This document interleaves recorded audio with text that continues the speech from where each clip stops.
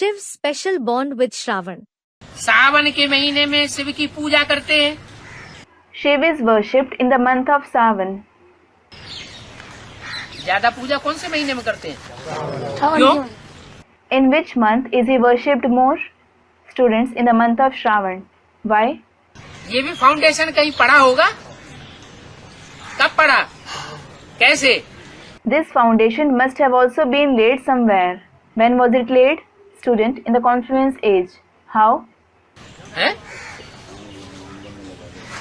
अरे किस बात के आधार पर शास्त्रों में शिव की पूजा का विशेष महात्म्य जो है वो श्रावण मास में लिख दिया है।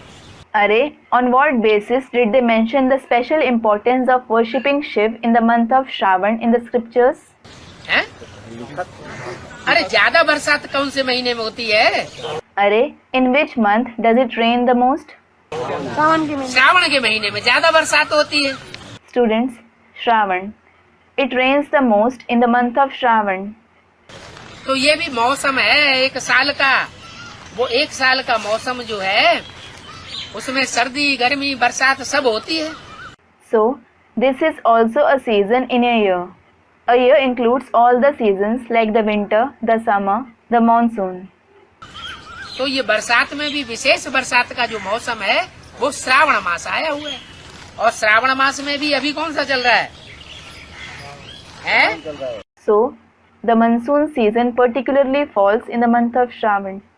And which one is running now in the month of Shravan too? अभी शुद्ध श्रावण मास चल रहा है।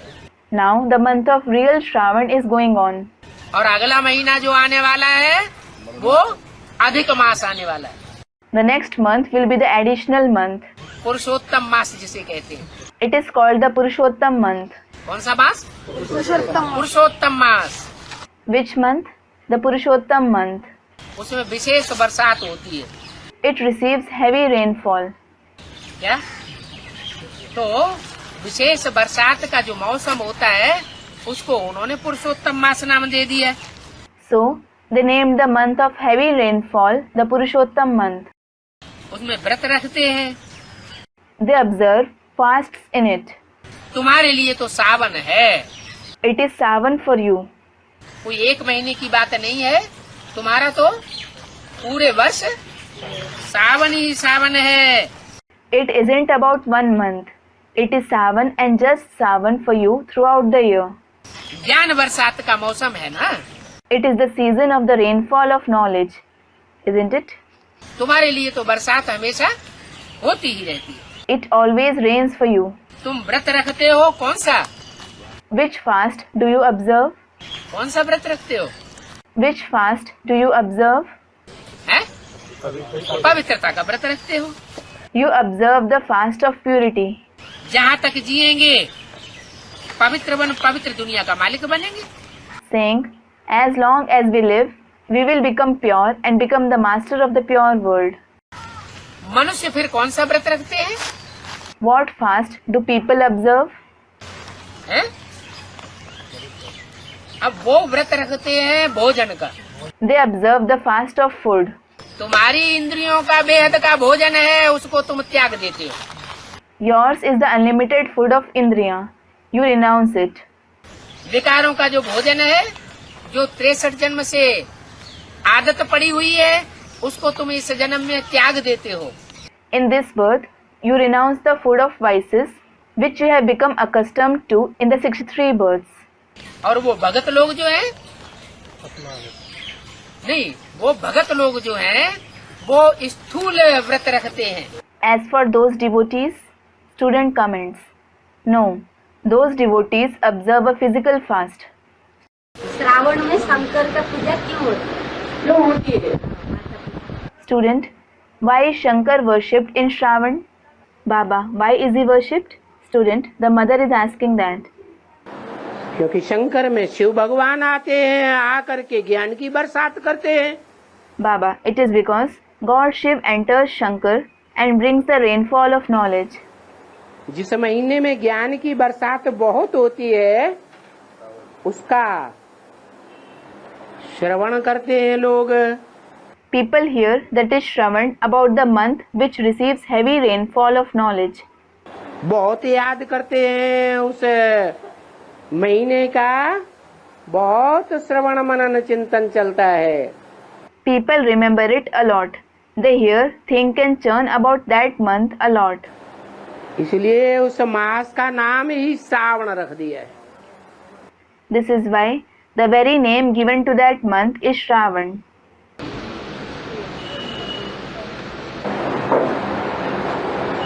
महिमा हो, श्रवण हो,